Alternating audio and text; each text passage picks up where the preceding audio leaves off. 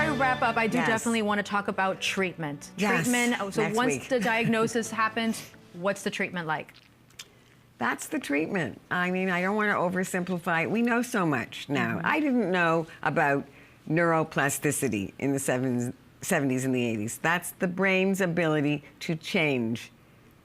I used to preach, you can change the way you think. You can do positive affirmations. We can turn negative anticipatory thoughts into positive anticipatory thoughts, all of which is true. But when people are in the middle of panic, it's hard to remember, oh, I'm supposed to argue with my negative thinking and challenge myself to say to myself, now, come on, Cherry, what's the probability of you actually having a panic attack on this bridge as you're going over it? That's like a tough mental thing to do. And to ask someone in that state to do. To Right. remember your breathing and just be doing your, Right. remember I said body, mind, behavior. Do the simplest first, do the body work. Right. The best thing to do in I mean, even driving here today, I have a little bit of elevated anxiety. I'm going to be intelligent for an hour. In the car, I just took my deep breaths, listened to some good music.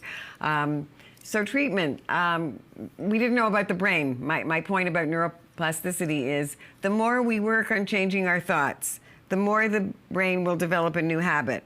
So we don't just say now, simplistically, oh, you can change a negative thought into a positive thought. We know that with hard work and with the right self-affirmations and with the right cognitive challenge, like how likely is that? That's the key question. What's the evidence? How likely is it? So you talk yourself into, you're predicting it.